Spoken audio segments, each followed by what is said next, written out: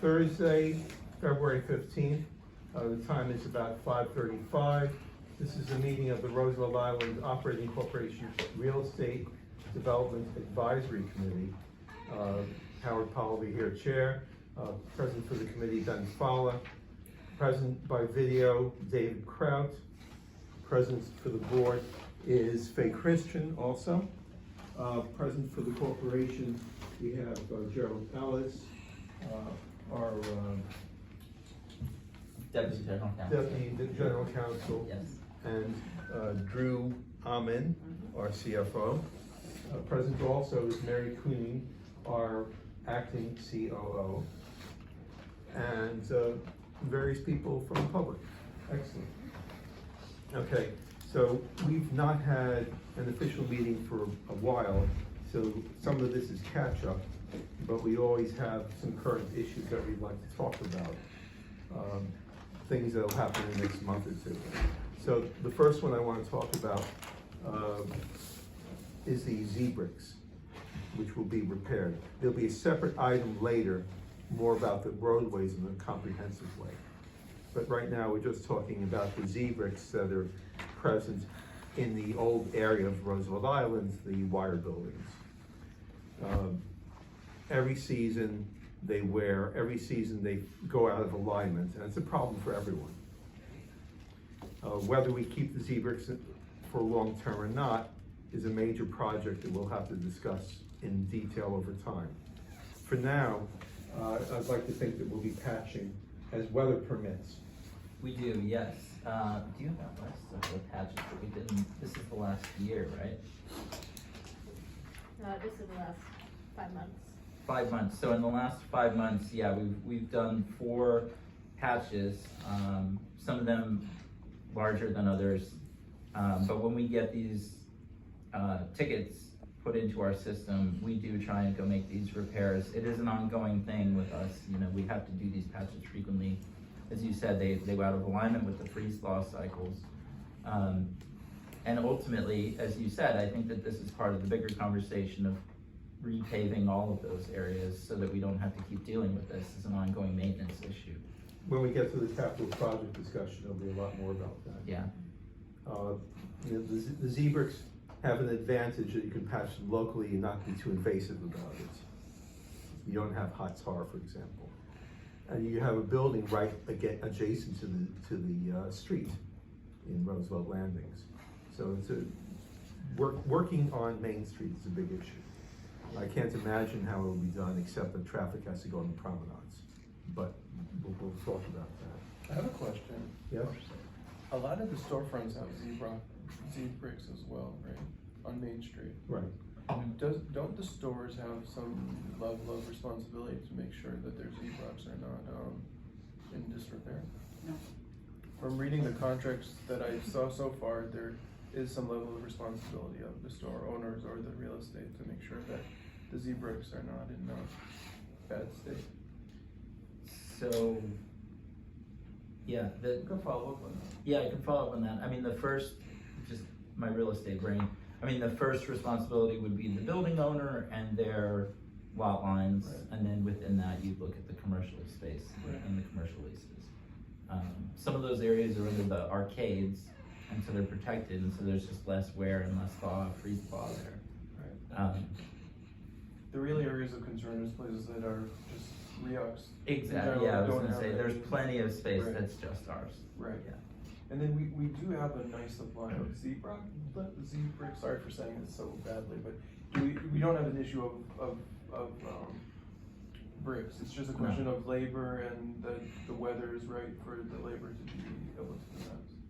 Yeah, pretty much, in terms of the repair work, right? But patching and doing repair work, you're already sort of on the back foot. You know, ideally you would be in a space where you don't have to constantly be making these repairs because it's not made out of that substance that's gonna be moving around so much. Yeah, the Z-brick is on sand substrate. Yeah, exactly. So if you see, like, if you look at areas, there are areas on the island like this, but when it's done with larger concrete pads, you know that there's gonna be these freeze thaw cycles and then it's gonna shift and break over time, but that's what those demarcations between the slabs are put in. So you know that it'll shift, but even when it shifts, it'll still be relatively flat. The Z-bricks, if you look and you notice, there's a lot of movement around any kind of grate or any sort of protrusion. There's a lot more movement right around there because it's the thing itself that's moving, right? It's the sewer pipe underneath as well as the bricks on top. And then it was maybe, and again, it goes back to the original design of the island. It just wasn't supposed to have all this traffic. Right. And over time, even in the areas that aren't the roadways, even just the sidewalks, you're talking now 50 years of free stop. And then if we, I know that I'm kind of like jumping ahead of the horse, but if we do switch to a different material, do we have the manpower to maintain it? Because we do have roads on the island that have potholes that haven't been maintained for a long time. Is it the thought of switching the Z-bricks to something else that the crew in-house can maintain year-round? Yeah, that's the thought. And then also it's the way that these repairs have been made, I think, over time. So there's certain areas on the island where if you get through the first layer, say, of asphalt, you come across Z-bricks. Which is, again, not ideal at all, right? And if you're gonna, and then those decisions, whenever they were made, essentially, kick the can down the road, because when you do the big repair, you have to do that much more of a repair. You have to dig out. So that's where we're at, especially in certain particular spots. We'll talk a little more in depth later on when we get to the capital projects. Yeah. Howard, could I ask a quick question? Sure. Has any thought been given to cutting back on the traffic on Main Street? That seems to be the real problem, not the Z-brick, it's the traffic. Well, that's very good. Who volunteers first to go? I mean, one major issue coming up will be the construction of the rest of the Cornell campus. The first portion was done by barging, and I'm not sure if the greens require barging for the second section. Yeah, I don't know. I don't know. They haven't even started planning. No, Right. but it's something in the 5 to 10 year horizon.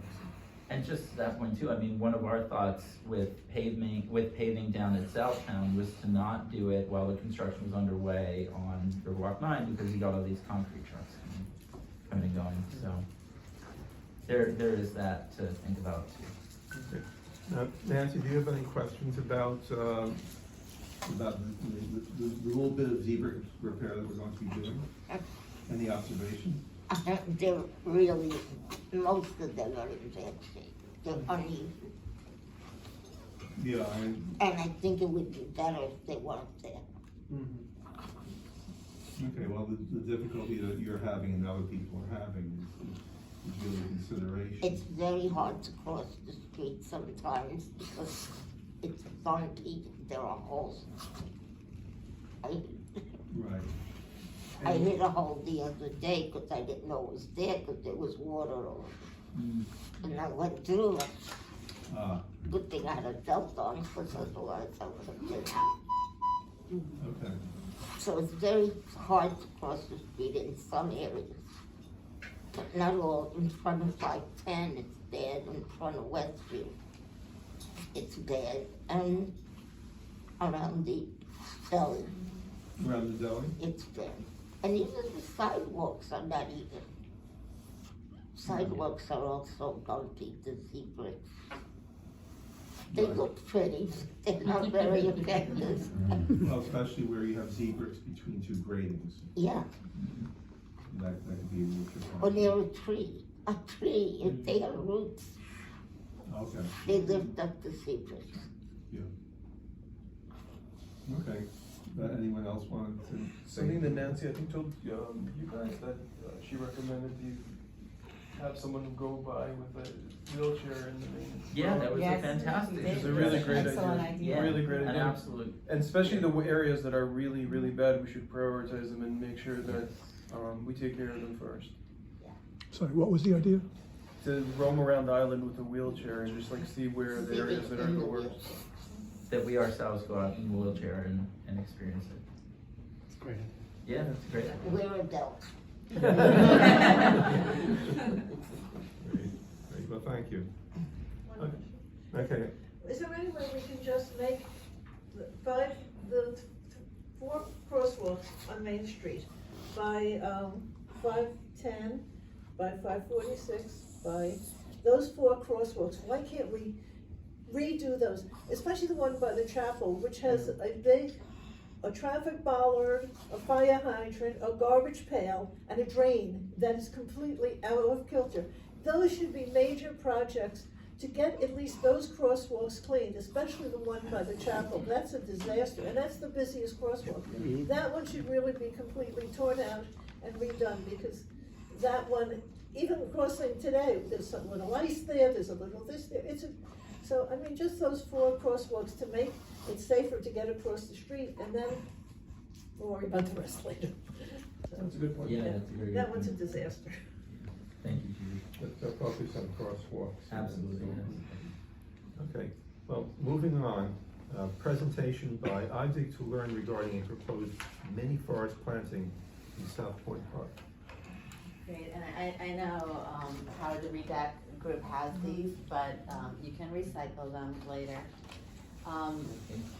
So my name is Christina Delfico, and I appreciate very much being able to come and present.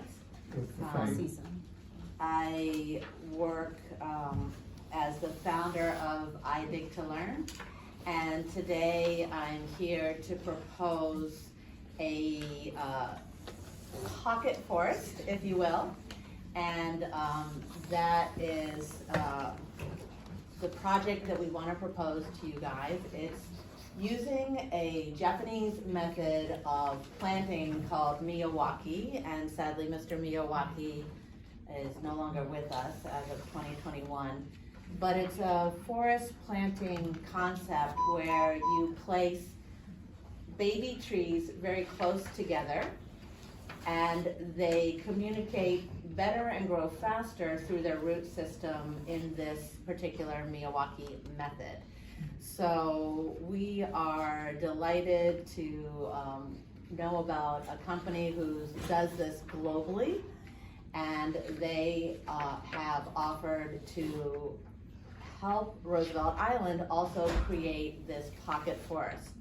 And it is a project that could happen at Southpoint Park. There's an area of land that has been cleared as a bed, so in garden terms, it's prepared and ready for planting. And nothing really ever went in there. There just wasn't an opportunity. So it was an existing section of Southpoint Park. And we would be very interested in partnering with REOC and also the company that's expert at this, and they would fund the entire project. So I probably should have led with that. You know, that's what we're here to propose, and working very closely, as always, with REOC grounds and horticultural experts, we would like to propose that. So the space that you had mentioned was near the Strecker Lab. Yes, so if you enter the Southpoint Park on the Queens facing side through that gate, as you approach Strecker Lab, which is the building about halfway into the park, on the right-hand side there's a low stone wall, and then it goes narrowly down that stone wall and takes a right-hand turn in an L shape across just north of Strecker Lab. And there's also a teeny patch, so it'd be a kind of a Z in a way, that would be available. It's already cut out and awaiting plants. It just never happened for this reason or that. So it's like it was waiting for us. Howard, I have some questions. Yes? Some, in the area you described, isn't there some kind of air filter tube or something from the subway station coming up in that area? Oh, that's just south of it by maybe 200 feet or so, but good recall, David, yes, it's not there. Thank you. Next question I have is, how many years do you anticipate it'll take before this thing gets established to the point where we can kind of ignore it? Yes, very good question. So with all new plantings, the third year is the year that it feels like I don't need you anymore. So the first year is the planting and care, second year care and tending, third year care, and then it's off and running. So that's traditional with most plantings. Good question. Thank you. You're welcome. To follow up on that, the care part, is that for REAC or some sort of collaboration? So I love collaboration. I Dig to Learn is always partnering with youth and the young at heart. So the older adults, the youth, and also garden clubs and things like that. But there's a method of putting a lot of wood chips around new plantings that suppress weeds and also keep things moist. And luckily, there is already a sprinkler system there that the heads could just be turned in the direction needed for, let's say, hot August or something like that. So, yeah, partnership, yeah. And then I Dig to Learn always gets grants for education and events to celebrate the work and get more involvement and excitement and understanding of the power of trees and nature in general. But is there any thoughts of doing something on the northern part of the island, or is it gonna be an experiment doing it more in the southern area? I mean, I think what's exciting about this Miyawaki forest method is that the only places in the United States that they've been done are in Berkeley and in Massachusetts. And the company that we are hoping to collaborate with, they do this globally. So it's wonderful to have one in Manhattan. And the south part seems like the right spot to do it. We have up at Lighthouse Park the girls puzzle and the lighthouse and a series of mature trees that we've added to in a more traditional way of planting. So I think it would be exciting to see these new to us techniques and have an example of a traditional planting that went in 2022 up at Lighthouse Park of trees amidst bigger trees. And then this pocket forest technique. And who knows, I always think of Roosevelt Island as Little Manhattan to our island, Big Manhattan. And maybe this is something that will catch on as a good, fast-growing method. There's a lot of excitement about it, but how wonderful for us to be able to try things and be open to it. Howard, I have another question. Yes? Sorry, I thought I had done all my questions for you. Something occurred to me. I don't have a drawing of this planting economy, so I don't have a sense of how much access will people have to that space once the planting takes hold. Are we going to lose park space because of this thing? Great question. The current area that is the grassy round or the small round stays the way it is. This was an existing cutout bed where people weren't really supposed to walk. It has no grass. It was waiting for planting, and for one reason or another it didn't happen. So it's not public use space. It is an existing, waiting for something to happen space, or what we call a bed, a prepared. Thank you. Yeah, thank you very much. It's Good about, question. it's about 2,000 square feet. Yes, yeah. No, to 250 square yards, yeah. Okay. Yeah. And it's about 25 feet wide. Yes. Like, in most of the area. Yes, the east-west area, Queens to Manhattan, just north of Strecker, if you will. There's a little parking lot there, but just north of that, that's the thickest part might be 25 feet. Yeah, something like that. Mm-hmm. So if this concept proves out, these can be done on a smaller scale too, which is a nice thing, because they can be done in 150, 200 square feet, something small like that. Yes. So yes, there could be locations in different places in the island if this concept works out well. Yeah, and I heard that DOT is also experimenting with this, not in New York City, but I think it's just one of those things that, you know, we're all stretched for space, so why not a pocket forest? And I also like to think of it, I've been really studying the flood maps, and what keeps me awake at night is I love water, but how much am I gonna love it if it's in my apartment? So Another way to think about trees or a pocket forest, or what I like to call a living flood barrier, anytime you can get permeable area, that means the water goes into the ground, not run off and flood, and trees are a great way to do that. Anytime you can do that, the community wins. You don't have park closures, you don't have work stoppages, you don't have property loss. It's a real win to kind of work with nature in nature's design.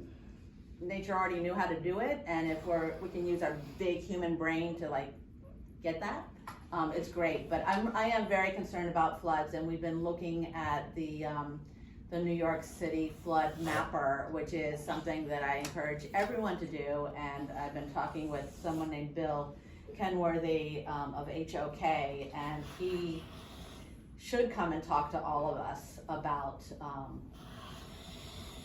our risk, north and south. So I'm all for any flood areas, utilizing trees, and then you get the pollution, trees grab the CO2, pump out the oxygen, and they're taking a lot of pollutants out of the air. Just think of one leaf as a surface area that can capture things you don't want to breathe and hang on to them. Well, it's a good point. Thanks for it. Yes, Judy? Okay, first of all, how tall would this forest grow? Well, it depends on the species. There's all different kinds of species, yeah. 10 feet, 15 feet, 20 feet? Yeah. Okay. Well, I think it's a nice idea. I really would like to see a picture of what's there now. Oh, I know, sure, yeah. Also, because they built this new building south of Strecker, the emergency platform that's finished, it's Oh yeah, I south saw of it Strecker. this morning. And the west side of Strecker, what condition is that in? Because you're right there. Would this improve, because, This would improve, so. yeah, this would improve. So, the Strecker building, just north of it, it looks like a place you could park maybe Right, 4 cars. It is a parking lot. Okay, and then there's the low stone wall. Yeah. So, this, And yeah. it would look nice if we could see a picture of Yeah, where it is and Yeah. what is adjoining it, because you're putting the forest in there, but maybe something will spread it, because I know it's rather a wasteland, it's not very much looking at it eye to eye, yeah, That side of Strecker is sort of It's messed like- up, yeah, so maybe yeah. improving that along with the Mhm. forest. I mean, that's a great idea, because I Dig to Learn is always looking for grant money to add in flowers, and I know, was it 10 years ago? I'm not sure when they did the seawall, we were promised tons of flowers and 0 showed up. Nothing. So I think it would be great to just use this as a first pilot, and then identify other areas that could use floral around, absolutely. There is some shade behind Strecker and north of David where you were talking about that, I don't know the proper word for it. Structure. The structure south of Strecker. It can be a little bit dark, but Yeah. yeah, I mean, think of it as a round grassy area, with like a pocket border of trees. Right, but you don't quite come down. Oh, You come down partway towards Strecker, but not really. We can't get anywhere near it, Yeah, really. Well, I mean, Yeah. in the grassy area. Yeah. I don't even know if you're adjacent to it at the northern end. I think you're wrapping the corner. We're wrapping the corner. We're following the wall. We're following the I wall, want to ask yeah. 2 more questions. Yes, yes. Okay. Which again, I just thought of, this is costing somebody some money, isn't it? Who's paying for it? I am so thrilled to have someone else who's a great partner and an expert at doing this. They are going to pay for it. So I should have led with that, David. The good news is that they're very excited to do something in New York City. That very important point having been laid to rest. My next question is essentially that Howard has one. If I was to say I'm in favor of this, because it sounds pretty good to me, what's our next step as a committee? Well, it's a good question. This is not granting land. right. This is partnership within the existing footprint, within the existing. In our park, yes. Attention area. Yeah. So I guess an MOU would I think, facilitate this? yeah, exactly. Does the board need to do anything? I don't think so, no. Take any action formally, no. Well, we could just have a sense of the committee. Right. Or are we in favor of this? Yeah. Dave? So the sense of the committee that we would advance this project if possible. Oh, okay.